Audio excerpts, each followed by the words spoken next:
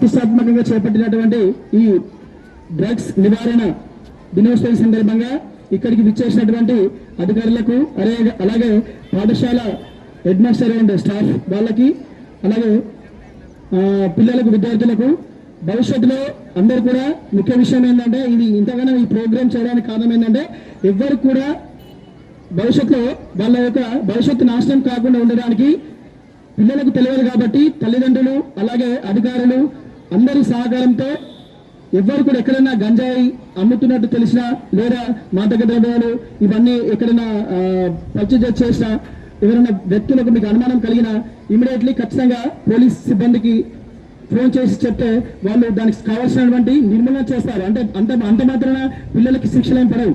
వాళ్ళకి కౌన్సిలింగ్ ఇచ్చి అలాగే వాళ్ళని మంచి మార్గంలో చేయడానికి మంచి ఆస్కారం ఉంటుంది. కాబట్టి అందరం కలిస్తేనే మన పిల్లల భవిష్యత్తు మనపైన ఆధారపడింది. కాబట్టి ఎవరికి అలాంటి విషయాలు తెలిసినా ఎక్కడైనా పిల్లలు అట్లా అనుమాన స్థితిలో కనబడ్డా కానీ పోలీస్ సిబ్బందికి సహకరించి ఎవ్వరు కూడా ఏదో చిన్నపిల్లల నుంచి ఒకళ్ళని చూసి ఒకళ్ళకి అలవాటు అయితే అది ఫ్యాషన్ అనుకుంటున్నారు కానీ అది అలవాటు అయిపోతుంది.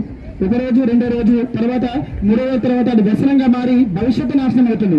కాబట్టి సిగరెట్ కానీ మాదక ద్రవ్యాలు కానీ గంజాయికి దూరంగా ఉండి మీ అందరి భవిష్యత్తు ఫ్యూచర్లో మంచి అధికారులు చూడండి. ఇప్పుడు మేమే ఒకే నిల్చున్నాం ఇక్కడ ప్రతి ఒక్కరు ఎస్ఎస్ఆర్ కానీ ఎంఆర్ఓలు ఎంపీడీఓలు టీచర్స్ గవర్నమెంట్ టీచర్స్. దీనికి కారణం ఏంటంటే వాళ్ళు కూడా అట్లా అప్పుడు చెడుబారులో పోతే ఇలా ఈ స్థాయిలో వాళ్ళు ఉండకపోతుంది ఇక్కడ.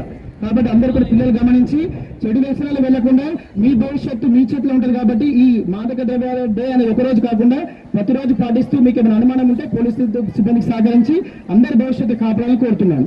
దీనికి సహకరించిన రాష్ట్ర ప్రభుత్వానికి రేవంత్ రెడ్డి గారు ముందు నుంచి చెప్తున్నారు ఖచ్చితంగా డ్రగ్స్ రహిత తెలంగాణను చేస్తామని. వాళ్ళకి మనం అందరం సహకరించి ముందుకు పోదామని సవినయంగా మనం చేసుకుంటున్నాం.